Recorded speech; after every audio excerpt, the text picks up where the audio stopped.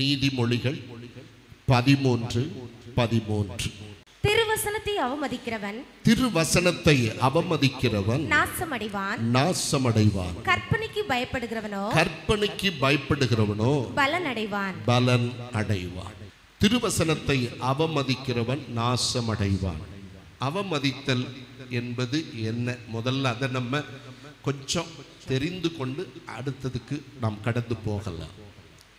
உங்க கையில வேதத்தை ஆண்டவர் கொடுத்திருப்பதின் நோக்கம், நீங்கள் வாசிக்கிற வேதம் உங்களுக்கு போதிக்கும் என்ற நிச்சயம்தான். நீங்க படிக்கிற வேதம் உங்களுக்கு போதிக்குதுன்னு சொல்றவங்க கையோசத்திருங்க. எஸ். அப்போ ஆண்டவருக்கு உங்களுக்கு தந்திருக்கிற நல்ல போதகர் என்று சொன்னால் அது பரிசுத்த வேதாகமம் தான். வேதாகமத்தை படிக்க படிக்க நாம் வேதத்திற்கு ஏற்றபடி நம்மை மாற்ற வேண்டும். இதுதான் தெய்வம் எதிர்பார்த்து வேதத்தை உங்க கையில கொடுத்ததின் நோக்கம். வேதத்தை படிக்கும்போது சுபாவம் மாறாமல் ஒருவன் வேதம் படித்தால் அவன்தான் அந்த வேதத்தை அவமதிக்கிறவன் என்று அர்த்தம். எத்தனை பேர் ஆமென் சொல்ல முடியும்? புரிஞ்சவங்க மட்டும். அப்போ வேதம் நீங்க படிக்கும் போதே அது உங்களோடு பேசுகிறது, அது உங்களுக்கு போதிக்கிறது. அந்த வார்த்தைக்கு நீங்க மாறணும், நீங்க திரும்பணும். நீங்க ஒரு கோபக்காரனா இருந்தால் பைபிள் படிக்கும்போது ஒரு வசனம் சொல்லுகிறது, அந்த வசனம் கோபப்படக்கூடாது என்று சுட்டி காட்டினால் உடனே நீ செய்ய வேண்டியது உன் கோபத்தை விடுவதுதான். கோபத்தை வைத்துக்கொண்டு பைபிளை தொடர்ந்து படித்து நீ இன்னும் அதிலே இருத்திருப்பாயானால் நீ வேதத்தை அவமதிக்கிறாய். இந்த வேத பகுதி தான் நம்மை உயர்த்துகிற பேராயுதம். அதனால தான் வேதம் சொல்லுகிறது, திருவசனத்தை அவமதிக்கிறவன் நாசம் அடைவன். அந்த வார்த்தை ரொம்ப பயங்கரமான வார்த்தை. பொதுவே இதை இப்படி பேசுறது கூட எனக்கு ஒரு கூச்சமும் ஒரு பயமும் உண்டு. இந்த வார்த்தையை சொல்றதுக்கு எனக்கு நாவல சக்தி இல்லை. ஆனா பைபிள் அதை அப்படியே சொல்லுகிறது, திருவசனத்தை அவமதிக்காதிருங்கள். ஒவ்வொரு தேவ பிள்ளைக்கும் படிக்க தெரியும். உங்களை படிக்க வச்சதே பைபிள் படிக்க தான். ஆமேன் சொல்லுங்க. நீங்க கலெக்டர் ஆகி எனக்காக நில்லுங்கன்னு சொல்றதுக்காக அல்ல கர்த்தர் உங்களை படிக்க வச்சது. உங்களை படிக்க வச்சது கர்த்தரை படிப்பதற்கு. ஆண்டவரை படித்து ஆண்டவருக்காக வாழ்வதே உலகத்தில் உள்ள மிகப்பெரிய படிப்பு. அந்த படிப்புக்காகத்தான் கர்த்தர் நம்மை வேதத்தை கையில் கொடுத்து, மகனே இதை நான் உன் கையில் தருகிறேன், இதை வைத்து நீ பிழைத்து எனக்காக எழும்பு என்று கர்த்தர் நமக்கு இந்த நல்ல பாக்கியத்தை கொடுத்திருக்கிறார். அப்போ நம்முடைய வாழ்க்கையில் சில காரியத்தை நாம் திருத்த வேண்டும். உங்களை ஒரு தகப்பன் இனி திருத்த வேண்டாம், ஒரு தாய் இனி போதிக்க வேண்டாம். இந்த வேதமே உங்களை போதிக்கும். எத்தனை பேர் ஆமென் என்று சொல்லுவீர்கள்? இந்த வேதத்தை அவமதிக்காதிருங்கள். வேதத்தை அவமதித்தால் அதுக்கு பின்னாலே வருவது நாசம் என்று பைபிள் சொல்லுது. நாசம் என்று பைபிள் குறிப்பிடுவது என்றென்றைக்கும் உள்ள அழிவைத்தான் குறிப்பிடுகிறது. அதிலே நம்ம யாரும் சிக்கக்கூடாது. தெய்வம் இந்த வார்த்தையை நம்மிடத்தில் கேட்கிறார். என்ன வேத வசனம் போய் சொல்லாது. நான் மாறணும். நான் மாறினது என்னுடைய தனிப்பட்ட விதத்தில். எனக்கு போதகர் இல்லை, எனக்கு ஒரு பாஸ்டர் இல்லை. நான் பைபிளை படிச்சு சில வசனம் என்னை டச் பண்ணும்போது அப்படியே முழங்காலில் விழுந்துருவேன். அப்படியே டம்முன்னு கேட்கும், கால் உடைகிற மாதிரி. அந்த வைராக்கியத்தை பார்த்துக்குங்க. அப்படியே முழங்காலில் இருந்து அப்படியே நெஞ்சில் கை வச்சு சொல்வது, இந்த வார்த்தை தான் ஆண்டவரை நான் கீழ்ப்படிய முடியாத வார்த்தை, இதிலிருந்து என்னை காப்பாற்றும் அப்படி சொல்லி நான் அழுது ஜெபித்துத்தான் நான் நல்ல ஒரு மனிதனாய் மாற கர்த்தர் எனக்கு உதவி செய்தார். ஆமேன் சொல்லுங்க. எத்தனை பேர் ஆமேன் என்று? இது உங்களுக்கும் பொருந்தும். இங்க வந்திருக்கிற அத்தனை பிள்ளைக்கு, இங்க இருக்கிற எல்லாரும் வேல்யூபிள் பர்சன். நீங்கெல்லாம் மிக முக்கியமானவர்கள், கர்த்தருடைய பார்வையில் விசேஷமானவர்கள். உங்களை யாரும் உங்களை இவ சரியில்லை அவ சரியில்லை சொல்ல முடியாது. அவர் திருந்தணும், அதுதான் முக்கியம். அவர் உங்களுடைய வழியை மாற்றிக்கொள்ளணும். நாம் இங்க வந்திருப்பதே தெய்வ சத்தம் கேட்பதற்கும் தெய்வத்துக்கு பிரியமா வாழ்வதற்கும். எத்தனை பேர் ஆமென் என்று சொல்லுவீர்கள்? ஆகையால் தேவனுக்கு பயந்து அவர் வழிகளில் நடப்பதற்கு தீர்மானம் எடுங்கள். திருவசனத்தை அவமதித்தல் என்றால் ஒரு பாவத்தை வைத்துக்கொண்டு நாம் தொடர்ந்து பைபிள் படிப்பதும், பாவத்தை விடாமல் நாம் பரலோக வார்த்தை மற்றவர்களுக்கு சொல்லுவதின் பெயர் அவமதித்தல் என்பதுதான் அர்த்தம். ஆனால் மேக்சிமம் விடணும். அப்போ பல இடத்துல என்னால் இதை விட முடியலையே, எனக்கு இந்த குணம் மாறலையே, இப்படி ஒரு பலவீனம் நமக்கு உண்டு. அந்த பலவீனத்துக்கு தேவ சமூகத்தில் ஓடி போய் அழுது பிரார்த்தனை செய்யணும், உபவாசம் பண்ணணும், கண்ணீரோடு கர்த்தரிடத்தில் கேட்கணும். ஆண்டவரே, இதில் எனக்கு விடுதலை ஆக்கித்தாரோ. குமாரன் என்னை விடுதலை ஆக்கினால் நான் மெய்யாகவே விடுதலையாவேன். அப்ப குமாரனாகிய இயேசு கிறிஸ்துவே உங்க கையை வைக்க ஓடி வந்திருக்கிற சொல்லி தேவ சமூகத்தில் அழுது செபித்தால், கண்ணீர் வடித்தால், கர்த்தர் எப்படிப்பட்ட சுபாவத்தை நம்ம விட்டு பறித்து நம்மை நல்ல மனிதனாய் மாற்றுவார். எத்தனை பேர் ஆமேன் என்று சொல்லுவீர்கள்? எத்தனை பேருக்கு இதெல்லாம் புரிகிறது? பைபிளில் நமக்கு சொல்லப்படுகிற சில வாக்குகளை மிக தெளிவாக நீங்கள் கவனிக்க வேண்டும். பிரசங்கியின் புத்தகம் 8ஆம் அதிகாரம் 4ஆம் வசனம் அழகாய் சொல்லுகிறது, ராஜாவின் வார்த்தை எங்கேயோ அங்கே அதிகாரம் உண்டு.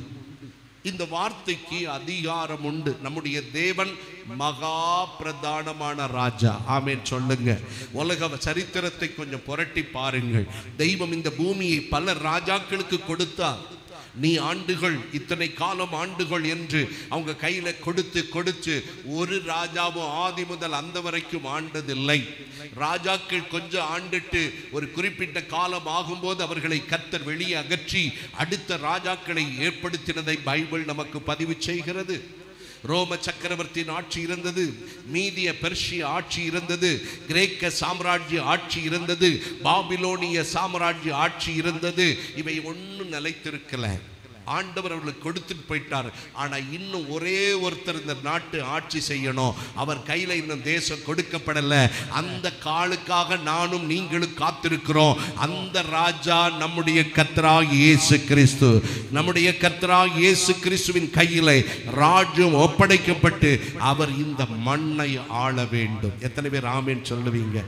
அதை பைபிள் சொல்லுது. அதனால தான் அந்த வார்த்தை சொல்லுது, ராஜாவின் வார்த்தை எங்கேயோ அங்கே அதிகாரம் உண்டு. ஆகையால் இயேசு கிறிஸ்து நம்மை ஆளுகிற ராஜா என்று நாம் தைரியமாய் சொல்ல முடியும். இந்த மண்ணை தெய்வம் ஆட்சி புரியணும் என்பதற்காக தெய்வம் அந்த நியமனத்தை வைத்திருக்கிறார். ஆனால் தெய்வத்தின் ஆளுகைக்காக நாம் காத்திருக்கிறோம். ஆகையால் அந்த நாளில் நாம் தப்பி செயல்படுவதற்கும் ஆண்டவருக்காக வல்லமை உள்ள பாத்திரமாய் மாறுவதற்கும் தான் இன்றைக்கு இந்த இடத்திலே வந்து அந்த அதிகாரத்துக்கு கட்டுப்பட வேதத்தை வாசித்து வாழுகிறோம். ஆண்டவருடைய வசனம் நம்முடைய வாழ்க்கையை மேன்மைப்படுத்தும். நீங்கள் சங்கீதங்களின் புத்தகம் 119 அதனுடைய 38ஆம் வசனத்தை நீங்கள் வாசித்தால், உமக்கு பயப்படுவதற்கு ஏற்ற உமது வாக்கை உமது அடியேனுக்கு உறுதிப்படுத்தும். இதுதான் ஒரு பிள்ளையினுடைய தாகம். ஆண்டவரே, நான் யாரையும் திருப்திப்படுத்த வாழக்கூடாது, உங்களை திருப்திப்படுத்த ஆண்டவரே என்னுடைய வாழ்வை நன்றாய் வைக்க உம்முடைய வார்த்தையை என் இருதயத்தில் ஸ்திரப்படுத்தும், பத்திரப்படுத்தும்னு நம்ம ஜெபிக்கணும். நம்முடைய வாழ்க்கை வேதத்தின் படிதான். கஷ்டம் உண்டு, பாடு உண்டு, உபத்திரம் உண்டு. அந்த வேளையில் எல்லாம் வசனத்தின்படி நம்முடைய வாழ்க்கையை மாற்றி அமைத்துக் கொண்டால் வரக்கூடிய உயர்வு மிக மேன்மையாயிருக்கும். இந்த பூமியில நீங்க வாழுகிற ஒவ்வொரு பாதையும் உங்களுக்கு மேன்மையாக இருக்கும் என்று நான் ஆணித்தரமாய் சொல்லுகிறேன். மத்தேயு எழுதின சுவிசேஷம் 7ஆம் அதிகாரம் 24ஆம் வசனம், ஆகையால் நான் சொல்லிய இந்த வார்த்தைகளை கேட்டு இவைகளின்படி செய்கிறவன் எவனோ அவனை கன்மலையின் மேல் தன் வீட்டை கட்டின புத்தியுள்ள மனுஷனுக்கு ஒப்பிடுவேன். ஆண்டவர் நம்ம எல்லாரையும் புத்திமான்களா பார்க்கணும். நீ வைத்திருக்கிற வசனத்தை அவமதிக்காமல் வாழ்வது ஆண்டவருடைய பார்வையில் புத்தி உள்ள மனிதர்களுடைய வாழ்க்கை என்று கர்த்தர் சொல்லுகிறார். இன்னைக்கு இந்த வார்த்தை, நீ கேட்கிற இந்த வார்த்தை உன் கையில இருக்கிறது என்றால் நீ ஆண்டவரை துதிக்கணும். சரித்திரத்தை புரட்டி பாருங்க. முன்னொரு காலத்தில் குற்றம் என்ன தெரியுமா? இன்றைக்கு ஒருவன் கஞ்சா வைத்திருந்தால், போதை பொருள் வைத்திருந்தால் அவன் குற்றவாளி என்று அறிவிக்கப்படுகிறான். ஆனால் முன்னொரு நாளில் இந்த பைபிள் ஒருவனுடைய கையில் இருந்தால் அவன் குற்றவாளி என்று அறிவிக்கப்பட்ட ஒரு காலம் இருந்தது. எப்படி ஒரு இருண்ட காலம் என்பதை யோசித்து பாருங்கள். ஆண்டவருடைய வார்த்தையை ஒரு மனிதன் கையில் வைத்திருந்தால் அவன் குற்றவாளி என்றும், அவனை கொலை செய்ய வேண்டும் என்றும், அவனை கம்புகளில் கட்டி அவனை உயிரோடு தீக்கொளுத்த வேண்டும் என்ற சட்டம் மாறாமல் இருந்தது. அந்த காலத்தை எல்லாம் கடந்து நாம் இன்றைக்கு இந்த வேதத்தை கையில் எடுக்கும் பாக்கியத்தை பெற்றுக்கொண்டு புத்திமான்களாய் மாறுவதற்காக ஆண்டவர் திருவசனத்தை நமக்கு கொடுத்திருக்கிறார். இந்த வார்த்தைகளை கொண்டு நம்முடைய வாழ்க்கையை அமைக்க வேண்டுமே தவிர நம்முடைய நினைவுகளை கொண்டு வாழ்க்கையை அமைக்க கூடாது. ஒருத்தர் புத்தி உள்ள மனுஷன் யாரவன்? வேதத்தின்படி வாழ்கிறவன், அந்த வேதத்தின் வார்த்தையை அவமதிக்காதவன். ஒருவனுடைய வாழ்வில் ஒரு கள்ளத்தனம் இருக்கிறது என்று வைத்துக் கொள்ளுவோம். அதை விட்டுவிட்டு அதிலிருந்து அவன் நல்ல மனுஷனாய் மாறுகிற ஒரு தருணம் வருமானால் அது மிக பாக்கியமானது. சமீபத்திலே ஒரு சம்பவத்தை நான் சொன்னேன். இலங்கையிலிருந்து ஒரு மனிதன் சிறு வயதிலே 34 ரூபாய் 50 காசு திருண்டதே. அவன் வேதத்தை அறிந்த போது கிட்டத்தட்ட 40 வருஷத்துக்கு பிறகு அவன் இலங்கைக்கு சென்று அந்த தம்பதியர் இறந்து போனார்கள். அவருடைய பிள்ளைகளுக்கு 3 லட்சம் ரூபாயாக அதை திருப்பி கொடுத்தார். இதுதான் வேதத்தின்படி வாழுகிற வாழ்க்கை. இது நம்முடைய வாழ்க்கையில் நிறைவேறணும். உங்க வீட்டில் நீங்க வேதத்தை படிக்கிற வேளையில் உங்களுடைய கைகளிலே நீங்கள் செய்த சில தவறுகள் ஞாபகம் வருமானால் அதை நம்ம உடனே அறிக்கை செய்வது மாத்திரமல்ல, சிலருடைய பொருள் நம்ம கையில் இருக்குமானால் அதை திருப்பி கொடுப்பதின் பெயர் நாம் வேதத்தின்படி வாழுகிற புத்தி உள்ள மனிதர்கள். இதை கண்டிப்பா செய்யணும். இதை செய்வதற்கு வெட்கப்படக்கூடாது. இதை செய்வதற்கு ஒருத்தருக்கு பயமும் வெட்கவும் வருமானால் அவங்க கர்த்தரை திருப்திப்படுத்த முடியாது. இதுதான் மெய்யான மனம் திரும்புதல். மெய்யான மனம் திரும்புதல். வேதம் முழுவதையும் வாசித்து பாருங்கள். இப்படித்தான் வாழ்வதற்கு கர்த்தர் நமக்கு சொல்லுகிறார். இன்னொரு கூட்டம் மூளை அறிவிலே பாவத்தை விடாமல் வேதத்தை கையில் வைத்துக் கொண்டு தன்னுடைய சொந்த அறிவிலே கட்டுகிற கட்டுமானத்தை ஆண்டவருடைய வேதம் மிகவும் வலி உள்ளதும் அழிவுள்ளதும் என்று காட்டுகிறபடியினால் ஒவ்வொருத்தரும் வேதத்துக்கு கீழ்ப்படியணும். லூக்கா 9ஆம் அதிகாரம் 44ஆம் வசனம், நீங்கள் இந்த வார்த்தைகளை கவனமாய் கேளுங்கள். ஆண்டவர் சொன்ன வார்த்தையை பாருங்க. இயேசு, நீங்கள் இந்த வார்த்தைகளை கவனமாய் கேளுங்கள். இந்த வார்த்தை எப்படி கேட்கப்படணும்? ஒவ்வொரு நாளும் இதனை பிரசங்கம், ஒவ்வொரு நாளும் இதுதானே பேசுறாங்க அப்படி சொல்லி கவன சிதறல் நமக்கு வரக்கூடாது. ஒவ்வொரு நாளும் ஒவ்வொரு விதத்தில் கர்த்தர் பேசுகிறார். கேரளாவை சேர்ந்த 97 வயதான தகப்பனாரை குறித்து ஒரு செய்தி என் கையில் கிடைத்தது. அவர் எனக்கு தெரியும் ஆல்ரெடி. ரொம்ப நல்ல சுவிசேஷகர், நல்ல பிரசங்கியார். அவர் வயதான காலத்தில் துள்ளி துள்ளி ஸ்டேஜில் பிரசங்கம் பண்ணதை நான் கவனிச்சிருக்கேன். 97 வயது, படுக்கையிலே இருக்கிறார். சரீரம் அசையவில்லை, உடலெல்லாம் செத்து போயிட்டு வாய் முழுவதும் அப்படியே திறந்து விட்டது. அவர் மரண படுக்கையை அப்படியே எனக்கு காமிச்சாங்க. அப்படியே வாய் திறந்திருக்கிறது, பேச முடியாது, சுவாசிக்க முடியாது, சரீரத்தில் பல்ஸ் இல்லை. அப்போ அந்த வீட்டார் போகிற ஒரு ஊழியக்காரர் அங்கே வந்து தகப்பனுடைய கடைசி வேளையில் அவருக்கு பிடித்தமான பாடலை பாடத் தொடங்கினார். பாடி ஆராதனை செய்வோம். 97 வயசு, உடம்பெல்லாம் எலும்பு தோலுமாகி வாய் முழுமையா திறந்துட்டு அவர் மூட முடியாது, ஒன்றும் பண்ண முடியாது, அப்படியே போயிட்டு இருக்குது. அப்படியே இருக்கிற வேளையில இவங்க பாடிட்டே இருக்கும்போது அவருடைய ஆன்மாவுக்கு தெரிந்தது, எனக்கு பிரியமான பாடல். அந்த 2 கைகளும் உயர்த்தி அப்படியே வானத்தை நோக்கி பார்த்து அவர் ஆராதித்த விதத்தையும் தேவ வசனத்தை வாசித்த போது அதற்கு அவர் கையை உயர்த்தி உயர்த்தி வாக்கு சொன்னதையும் கண்கூட பார்த்து. ஏன் 97வது வயசுல உங்களுக்கு இந்த வேதவசனம் கசப்பா தெரியலையான்னு கேட்டா, சாக போற உடல் மாமிச சரீரம் செத்து செத்து ஒடுங்கிட்டு இருக்கு. ஆத்மாவில் மட்டும் கேள்வி, ஹியரிங்ல ஒரு சின்ன ஒரு உணர்வு உள்ள இருக்கு. அது தான் பாடின பாடலையும் தான் தேசித்த தெய்வத்தை துதிப்பதை கண்டவுடனே செத்த அந்த கை உயர்ந்து தெய்வத்தை உயர்த்தின காட்சி கண்கொள்ளா காட்சி. தேவ வசனம் கசப்பல்ல, தேவ வசனம் தித்திப்பானது. வசனத்தை பெற்ற இந்த ஜாதி பாக்கியம் உள்ளது. கர்த்தருடைய வசனத்தை பெற்றிருக்கிற பிள்ளைகளை நீங்கள் மிகுந்த மேன்மைக்குரியவர்கள். வசனத்தை அவமதிக்காதிருங்கள். ஆண்டவருடைய சமூகத்தில் கண்ணீர் வடித்து இன்னும் நான் உமக்கு கீழ்ப்படியும் இருதயத்தை என்னில் சிருஷ்டியும் என்று அழுது கூவி கர்த்தரை நோக்கி மன்றாடி வேதத்துக்கு திரும்பி விட்டீர்கள் என்றால் உங்களுடைய வாழ்க்கை வெற்றியின் வாழ்க்கையாய் மாறும். பைபிள்ல என்ன சொல்லியிருக்கு தெரியுமா? வேதத்தை பெற்ற இவ்வளவு பெரிய பாக்கியமுள்ள ஜாதி வேறு எந்த ஜாதி? வேதத்தை பெற்றிருக்கிற நீங்கள் பாக்கியமுள்ளவர்கள். தெய்வத்தை நன்கு தோத்தரித்து அவருக்காக உங்களுடைய வாழ்க்கையை வைத்துக் கொள்ள கர்த்தர் உங்களை அழைத்திருக்கிறார். நான் உனக்கு போதித்து நடக்கும் பாதையை காட்டிடுவேன், உன்மேல் என் கண்ணை வைத்து ஆலோசனைகள் சொல்லிடுவேன். நான் உனக்கு போதித்து நடக்கும் பாதையை காட்டிடுவேன், உன்மேல் என் கண்ணை வைத்து ஆலோசனைகள் சொல்லிடுவேன். பயப்பட வேண்டாம், பயப்பட வேண்டாம், நான் உனக்கு துணை நிற்கிறேன். கலங்கிட வேண்டாம், கலங்கிட வேண்டாம், நான் உனக்கு சகாயம் செய்வேன். பயப்பட வேண்டாம், பயப்பட வேண்டாம், நான் உனக்கு துணை நிற்கிறேன். கலங்கிட வேண்டாம், கலங்கிட வேண்டாம், நான் உனக்கு சகாயம் செய்வேன். ஆகையால் வார்த்தையை கவனமா கேட்கணும். கவனமா கேட்கணும்னு ஏன் கர்த்தர் சொன்னார் அதை மட்டும் சொல்லிட்டு அதுக்கு கீழே 1-2 காரியத்தை சொல்லிட்டு அடுத்த பகுதி வேகமா நம்ம போயிடுவோம். ஏன் கவனமா கேட்க சொன்னார்? இங்கதான் பேசிக். கவனமா கேட்கறதுல தான் பேசிக். அதனால தான் சர்ச்சில் பிரசங்க நேரத்தில் ஒரு குழந்தை ஓடக்கூடாது. ஓடுனா கவனம் திரும்பி போகும்.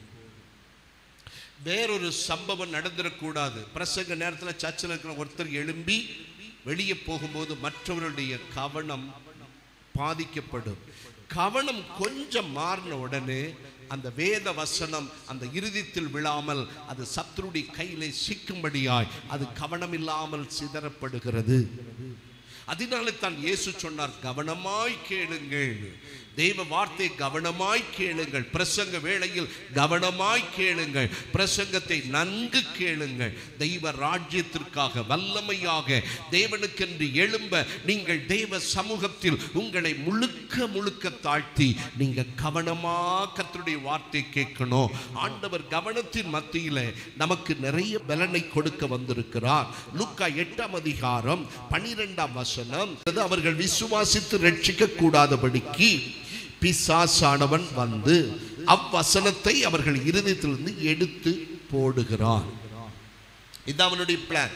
இந்த வசனம் இருதயத்தில் விழக்கூடாது என்பது சாத்தானுடைய நோக்கம் ஆனதுனால ஒவ்வொரு தேவ பிள்ளையும் இருதயத்தில் வேத வசனத்தை கொண்டு போகணும், உள்ளத்துல வேத வசனத்தை கொண்டு போகணும். அதை மிக கவனமாய் கொண்டு போக வேண்டும். அது நம்முடைய இருதயத்தில் விழத்தக்கதாக கவனமாய் கேட்க வேண்டும் என்று கர்த்தர் சொல்லுகிறார். லூக்கா எழுதின சுவிசேஷம் 8ஆம் அதிகாரம் 5ஆம் வசனத்தை நீங்கள் வாசித்து பாருங்கள். கவனம் இல்லாமல் கேட்கும் போது வசனம் வழி ஓரத்தில் விழுகிறது. அதை பைபிள்ல ஆண்டவர் அழகா சொன்னார். கவனம் இல்லாம கேட்டா அந்த வசனம் உள்ளத்துல போகாது, வழியில விழுகிறது, அது பறவை தின்று போடும் என்று கர்த்தர் சொன்னார். அதனால ஒவ்வொரு தேவ பிள்ளையும் வசனத்தை கேட்கறதுக்கு முன்னால இருதயத்தை பரிசோதிக்கணும். நான் இன்னைக்கு எப்படி இருக்கிறேன்? இருதயத்தில் கவலை இருக்கிறதா? இருதயத்தில் பாரம் இருக்கிறதா? ஒரு கலக்கம் இருக்கிறதா? ஒரு துக்கம் இருக்கிறதா? இப்படி இருந்தா வசனம் உங்க இருதயத்தில் விழாது. எதை குறித்தும் நீ கவலைப்படாமல் தேவ சமூகத்தில் அமர்ந்திருக்கும் போது ஆண்டவர் உன்மேல் அந்த வசனத்தை வைக்கிறார். நம்ம எல்லாருக்கும் பிரச்சனை இருக்கு, வலி இருக்கு, துன்பம் இருக்கு, பாடு இருக்கு. பாடுகள் ஒன்றும் இதுக்கு முன்னால உள்ள ஒருத்தரையும் பாதிக்கல, உங்களையும் பாதிக்காது. எத்தனை பேர் ஆமீன் சொல்லுங்க. அதனால எதை குறித்து கவலைப்படாமல் இருதயத்தை துப்புரவாய் வைத்துக் கொள்ளுங்கள். வேதம் அதற்கு என்ன பதில் சொல்லுகிறது? எரேமியா தீர்க்க தரிசன புத்தகத்தை எடுத்துக் கொள்ளுங்கள். 4ஆம் அதிகாரத்தை கையிலிடுங்கள். எரேமியா 4ஆம் அதிகாரம் 3ஆம் வசனம். யூதா மனுஷரோடும் எருசலேமரோடும் கர்த்தர் சொல்லுகிறது என்னவென்றால், நீங்கள் முள்ளுகளுக்குள்ளே விதையாதிருங்கள், உங்கள் தரிசு நிலத்தை பண்படுத்துங்கள். நீங்கள் முள்ளுகளுக்குள்ளே விதையாதிருங்கள். இது ஒரு கூட்ட மக்களை பார்த்து ஆண்டவர் சொன்ன வார்த்தை. நீங்கள் முள்ளுகளுக்குள்ளே விதையாதிருங்கள், உங்கள் தரிசு நிலத்தை பண்படுத்துங்கள். எது முள்? கலக்கம், கவலை, பாடு, இவ்வுலகத்தில் லௌகிக இன்பம், இந்த மாதிரி பாடுகள் ஒரு இருதயத்தில் வந்துவிட்டால் அதுல வேத வசனம் விதைக்க முடியாது. இன்னைக்கு பலர் இன்னும் விசுவாசத்துல வரல, இன்னும் விசுவாசத்தின் வல்லமை பார்க்க முடியல. விசுவாசம் இருக்கு, நீங்க பேசும்போதெல்லாம் எங்களுக்கு விசுவாசமா இருக்கு, ஆனா பிரச்சனை வரும்போது பிடிச்சு நிக்க முடியல. அதுக்கு என்ன காரணம் தெரியுமா? உள்ளே இருக்கிற கலக்கம். என்னை கேட்கிற தேவனுடைய அன்பு பிள்ளைகளே, நீங்கள் உங்கள் தரிசு நிலத்தை பண்படுத்தணும். அது நம்ம இருதயத்தை பத்தி சொல்றார் கர்த்தர். இருதயத்துல கலக்கம், கவலை, நாளை தினத பிரச்சனை குறித்த வேதனை, இதெல்லாம் வச்சுட்டு வசனம் கேட்காத. கேட்டா அது உனக்கு பலன் தராது.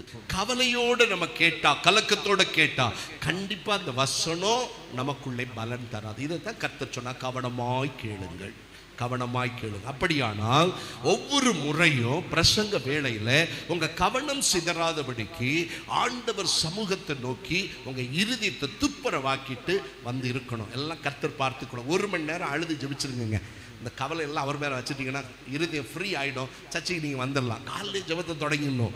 காலையிலே நல்லா ஜெபிக்கணும். ஜெபிச்சு உங்கள் தூக்கெல்லாம் கர்த்தர் கையில் கொடுத்துடணும். கொடுத்துட்டு சேர்ச்சுக்கு வரும்போது ஆண்டவர் உங்களுக்காக பேசுவார். அது உங்கள் இருதயத்தில் அப்படி இறங்கும். அது உங்களுக்கு பலன் தரும். சில பிரசங்கம் உங்களுக்குள்ள வந்த உடனே சில பூட்டுக்கள் உடைந்து, சாத்தான் போட்ட கட்டுகள் தெரித்து, உடம்புல இருக்கிற எல்லா தடைகளும் உடைந்து போவதை காண்பீர்கள். இது கண்டிப்பா தெரியும் உங்களுக்கு.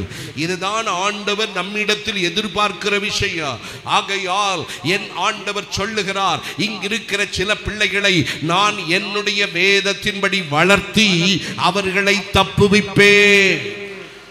நம்மை தப்புவிக்க ஆண்டவர் இந்த வசனத்தை திரும்ப திரும்ப திரும்ப நம் மனதிலே போட்டு வைக்கிறார். உன் இருதயத்தில் முள்ளும் குறுக்கும் விளையாதபடி உன் தரிசு நிலத்தை பண்படுத்தி தேவ வாக்குக்கு செவி கொடுங்கள்.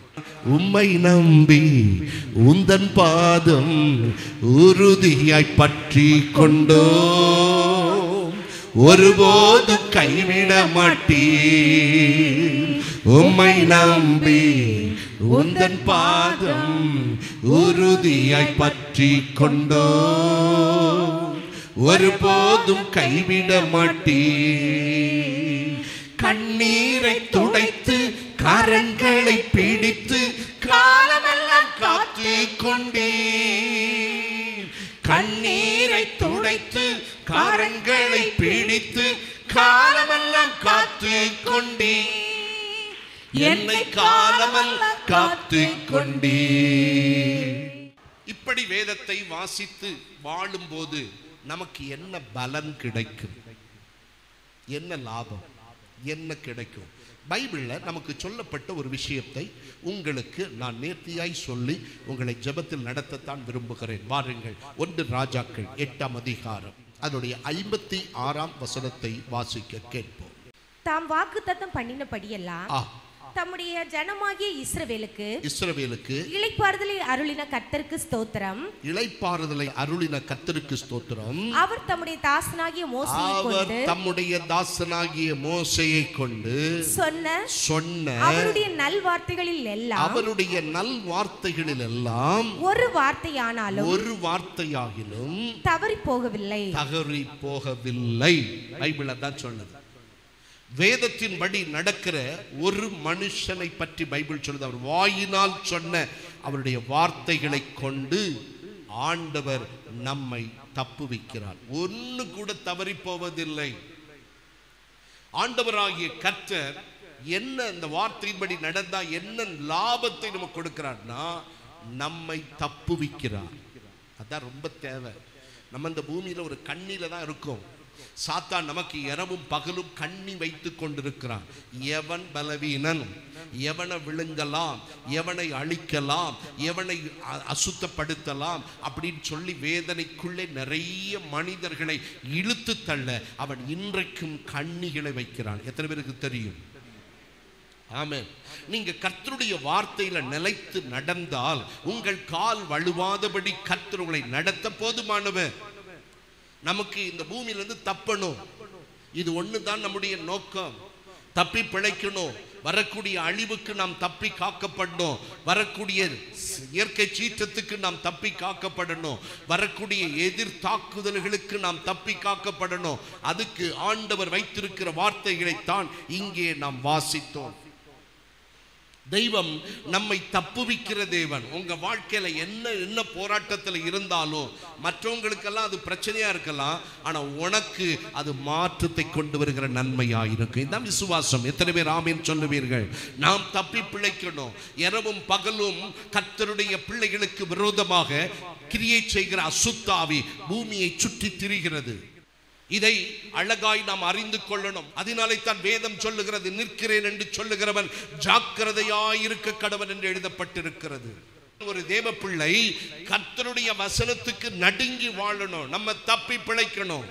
நான் ஏற்கனவே உங்களுக்கு பிரசங்கித்திருக்கிறேன். சாத்தா எத்தனை வருஷம் வேணாலும் உன்னை விழத்தள்ளுவதற்கு அவன் காத்திருக்க ரெடி. உன் ஆயுள் காலம் முழுவதும் உன்னை விழுங்க அவன் வகை தேடிக் கொண்டிருக்கிறான் என்பதை நீ மறக்க கூடாது. அதிலிருந்து தப்ப வேண்டுமானால், உன் கால் வழுவாதபடி இருக்க வேண்டுமானால், நீ வேதத்தின் படி வாழ்ந்து உன் வாழ்க்கையை மாற்றியாக வேண்டும். பலதும் உலகத்தில் நடக்கும். உனக்கு முன்ன இருக்கிற பலர் கீழே கமந்து விழுவான். அதெல்லாம் பார்க்க உனக்கு எனக்கு உரிமை கிடையாது. நீங்களும் நானும் பயபக்தியோடு வாழ வேண்டும். இன்னும் பலர் உங்களுக்கு கிறிஸ்துவ வாழ்க்கையை விட பலருடைய வாழ்வின் காரியங்களை ஆராய்வதில் ஒரு ஆசை.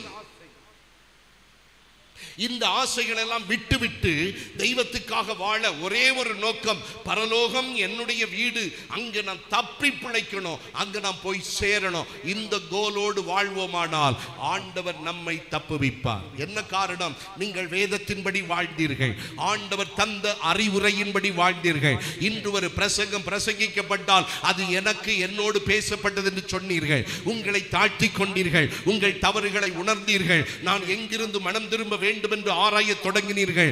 எங்கே நான் விழுந்தேன் என்பதை கண்டுபிடித்தீர்கள். எங்கிருந்து நான் எழும்ப வேண்டும் என்பதை கண்டுபிடித்தீர்கள். இதுதான் உங்களுடைய வாழ்க்கையில் உண்டான வெற்றி. அதனால ஒவ்வொரு தேவ பிள்ளையும் கவனமாக இருக்கணும். உங்க பின்னால ஒருத்தன் உங்களை தப்புவிக்க கூடாதபடிக்கு உங்களை ஃபாலோ பண்ணி கொண்டே இருக்கிறான். அது முதல்ல நமக்கு எப்படி தெரியும்? அது ஆசை மூலம். ஒருத்தருக்கு அளவு இல்லாத ஒரு ஆசை எதுல வருதோ அங்கதான் பிசாசு இருப்பான். ஏவாளுடைய ஆசைதான் இவ்வளவு பெரிய மனுக்குலம் பாவத்தில் உள்ள காரணம். உண்டா இல்லையா? ஆமென். அப்படின்னா ஆசைகளை நிறைவேற்றுவது நியாயமா?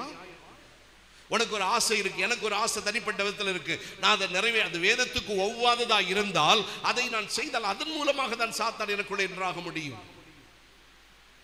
ஆசைகளை போடுவதே அவன்தானே. கண்களின் வாயிலாக, உணர்வுகளின் வாயிலாக, பேச்சின் வாயிலாக மனிதனுக்குள் முதலாய் அவன் விதைக்கிறது அக்கினி அஸ்திரமாகிய ஆசை. அதை தூரத்திலிருந்து எய்து விடுகிறார். அது ஒருத்தனுடைய மனதில் போய் விழுந்தவுடனே அந்த ஆசை உள்ளே போய் பாவத்தை பிறப்பிக்கிறது என்று பைபிள் சொல்லுகிறது. அதனாலே தான் ஒரு தேவ பிள்ளை மிகவும் கவனமாய் வாழ வேண்டும். உங்களுடைய ஆசையை சிலுவையில் அறைய பழகுங்கள். ஆண்டவர் நியமித்த காலத்துக்கு முன்னே, ஆண்டவர் தருகிற நன்மைகளுக்கு முன்னே நான் என்னுடைய வழியை தீட்டுப்படுத்த மாட்டேன் என்று தீர்மானியுங்கள். வழிகள் தேவனுக்கு பிரியமாய் மாறட்டும். ஆண்டவருடைய பிரசன்னத்துக்கு நேராய் திரும்புங்கள். எந்த ஆசையும் கர்த்தருக்குள்ள கட்டுப்படுத்த தெரிஞ்சிருக்கணும் ஒரு விசுவாசிக்கு. ஆமீன் சொல்றவங்க கை வசத்துங்க. அல்லேலூயா. அது எந்தெந்த ஆசைன்னு எனக்கு சொல்ல தெரியாது. ஆசைகள் கேடானது. ஆசை அடக்க தெரியாதவன் மெல்ல மெல்ல வசனத்திலிருந்து வழுகி கால் கீழே போக சாத்தான் கடைசி வரைக்கும் அந்த மனிதனை ஃபாலோ பண்ணி தன் வலையில விழ வைக்கிற வரைக்கும் அவன் பொறுமையோடு காத்திருக்கிறவன். நான் கும்பகோணத்துல என்னுடைய ஒர்க் விஷயமா நான் காத்திருந்த பொழுது அந்த மரங்களுடைய அடிவாரத்திலே உட்கார்ந்து எதையோ படிச்சுட்டு இருக்கிற நேரம், ஒரு மாலை ஒரு 4 மணி வேளைன்னு நினைக்கிறேன். திடீரென்று ஒரு பறவையினுடைய சத்தம் ரொம்ப அதிகமாக கேட்டது. அது அப்படியே நான் பார்க்குற ஒரு மரத்தின் இடையிலேருந்து வருது. அந்த பறவை எதையோ ஒன்றை பார்த்துட்டு அப்படி தத்தி தத்தி போகிற மாதிரி ஒரு சூழலை நான் கவனித்தேன். ஒரு கிளையிலிருந்து இன்னொரு கிளைக்கு தாவுது, இன்னொரு கிளைக்கு தாவுது, எதையோ ஒன்றை பார்க்கிறேன். அது சத்தம் போட்டு கொண்டு போகிறது. உடனே என் கவனத்தை நான் அதுக்கு பார்த்து, இந்த பறவை ஏன், ஒரு சின்ன பறவை, அழகான பறவை, ஏன் இப்படி தத்தி தத்தி போகிறது அப்படின்னு பார்த்தா, தூரத்துல அது ஒரு கிட்டத்தட்ட ஒரு 5 அடி இல்லைன்னா ஒரு 7 அடி வித்தியாசத்துல ஒரு பயங்கரமான சர்ப்பம், பாம்பு தன்னுடைய கண்ணினால் ஒரு வசீகர ஒளியை கொடுத்து கொண்டே இருக்கிறது. இந்த ஒளி இந்த குருவிக்கு எப்படி தெரியுது அப்படின்னா, அது ஏதோ சாப்பிடக்கூடிய உணவு போல் அது கண்ணுக்கு தெரிந்ததுனால அது மகிழ்ச்சியோடு தத்தி தத்தி தத்தி போகிறது. அந்த பாம்பு அசையவே இல்லை, அப்படியே அந்த கண்ணை காட்டிட்டே இருக்குது. இது மெதுவா தத்தி தத்தி தத்தி கிட்ட போய் இனி தப்ப முடியாது என்ற நிலை வருகிற வரைக்கும் அந்த சர்ப்பம் அமைதியாகவே இருந்தது. கிட்ட வரவும் இந்த பறவைக்கு புரிந்தது, இது இறை அல்ல, இது ஆபத்து என்பதை நினைந்து அதனுடைய ஸ்டெப்பை மாற்றுறதுக்குள்ள டப்பென்று லாவகாசமாய் அதை பிடித்து கொண்டது. அந்த பறவை மிகவும் கூச்சலிட்டு அதை அப்படியே பிடித்து தனக்கு இரையாக்கி கொண்டது.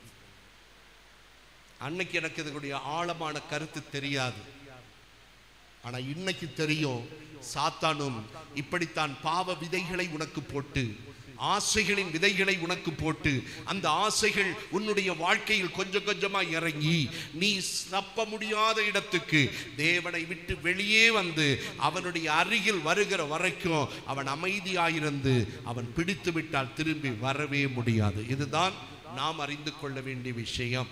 இதனால தான் ஆண்டவர் சொல்லுகிறார், என் வசனத்தின்படி வாழ்ந்து இந்த உலகத்துக்கு தப்பிக்கொள்.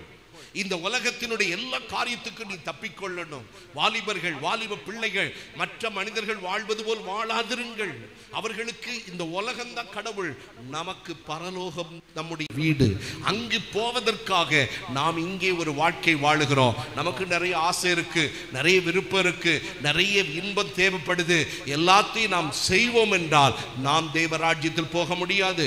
எல்லாத்தையும் அடக்கி வேதத்துக்கு கீழ்ப்படுத்தி வேதத்திற்கு தம்மை ஒப்படைத்து இந்த உலகத்தில் நாம் ஒரு தேவ பிள்ளையாய் வாழுகிறோம் என்றால் அதற்கு ஒரே காரணம் பரலோக ராஜ்யத்திற்கு போக வேண்டும் என்பதுதான். ஆண்டவர் நம்மை தப்புவிப்பதற்காக இவ்வளவு பெரிய பாக்கியமான பாதைக்குள் நம்மை நடத்த வந்திருக்கிறார். வேதத்திற்கு நேராக கொஞ்சம் கூட நம்ம இறங்கி போகலாம். பைபிள் நமக்கு சொல்லுகிற காரியம் என்ன? யோவான் 15:7, நீங்கள் என்னிலும் என் வார்த்தைகள் உங்களிலும் நிலைத்திருந்தால் நீங்கள் கேட்டுக்கொள்வது எதுவோ அது உங்களுக்கு செய்யப்படும். பைபிள் சொல்லுது, நீங்கள் என்னில் வாழ வேண்டும், நான் உங்களில் வாழ வேண்டும். இதான் நம்முடைய வாழ்க்கையின் கணக்கு. என்ன கொஞ்சம் பாருங்களேன், நான் அவருக்குள்ள வாழணும், அவர் எனக்குள்ள வாழணும். இதுதான் கணக்கு. இந்த வாழ்க்கைக்கு வேதம் மட்டும்தான் சிறந்த மருந்து. நான் அவருக்குள்ளே வாழ, நீங்கள் எனக்குள்ளும் நான் உங்களுக்குள்ளும் இருந்தால் நீங்கள் கேட்டுக்கொள்வது எதுவோ அதெல்லாம் உங்களுக்கு கொடுப்பேன். ஆண்டவராகிய தேவன் நம்முடைய வாழ்க்கையை இப்படித்தான் தர வைத்திருக்கிறார். இன்றைக்கு இந்த வார்த்தைகளை கேட்கிற உங்களை ஆண்டவர் ஈர்த்து கொள்ளுவாராக. ஒரு குழந்தை தடுமாறி போகும்போது கையை பிடித்து தாய் இழுத்தெடுக்கிற காட்சிகளை எத்தனையோ நம்ம பார்த்திருக்கிறோம். அது மாதிரி கர்த்தர் நம்மை ஈர்த்து அவருடைய மார்போடு சேர்த்து கொள்வாராக. பைபிள் தெளிவாக சொல்லுகிறது, அழகாய் சொல்லுகிறது, ஆழமாய் சொல்லுகிறது, அழுத்தமாய் சொல்லுகிறது. நம்முடைய வாழ்க்கை கிறிஸ்துவுக்காக தப்புவிக்கப்பட வேண்டும். இங்கு இருக்கிற அனைவரும் தப்பிக்கொள்ள வேண்டும். அதுக்கு ஒரே ஒரு வழி, நீங்கள் அவருக்குள் வாழ வேண்டும், அவர் உங்களுக்குள் வாழ வேண்டும்.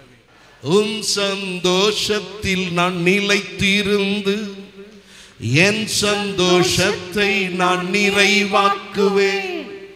உம் சந்தோஷத்தில் நான் நிலைத்திருந்து என் சந்தோஷத்தை நான் நிறைவாக்குவேன். உம்முள்ளில் நானும் என்னுள்ளில் நீரும் ஒன்றாக இணைந்து கனி கொடுப்பே. உம்முள்ளில் நானும் என்னுள்ளில் நீரும் ஒன்றாக இணைந்து கனி கொடுப்பே.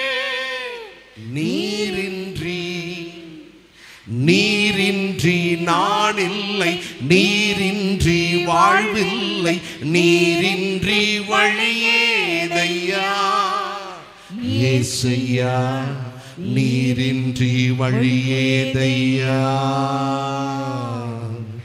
நீரின்றி நான் இல்லை, நீரின்றி வாழ்வில்லை, நீரின்றி வழியேதையா இயேசையா, நீரின்றி வழியேதையா.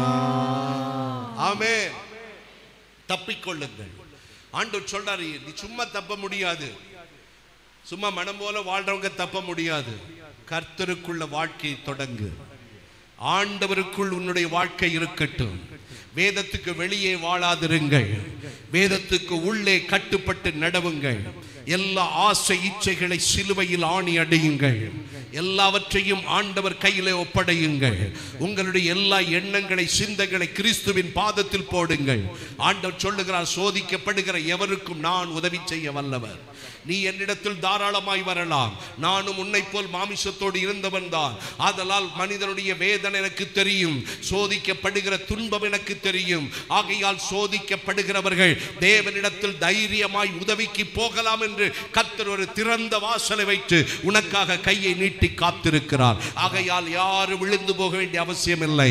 மனுஷ மாமிசத்தில் இருக்கிற எண்ண கிரியைகள் எல்லாத்தையும் எரித்து கீழே தள்ள தெய்வம் நமக்கு 3 ஆயுதங்களை கொடுத்திருக்கிறார். 1 கல்வாரி இயேசு கிறிஸ்துவின் இரத்தம், 2 தேவனுடைய வார்த்தை, 3 கர்த்தருடைய ஆவியானவர். இந்த 3 பேரை நமக்குள்ள இருக்கிறதுனால எந்த ஆசையும் திட்டத்தையும் எந்த வல்லமை கிரியைகளையும் அழிக்க நமக்கு சக்தி உண்டு. எத்தனை பேர் விசுவாசிக்கிறீங்க? ஆகையால் ஒருவர் கெட்டு போகாதபடி நல்ல வாழ்க்கை வாழ இந்த வார்த்தைகளால் உங்களை திருப்தியாக்கி கொண்டு கர்த்தருக்குள்ளே வாழுங்கள். பரலோகம் என்பது நிஜம்,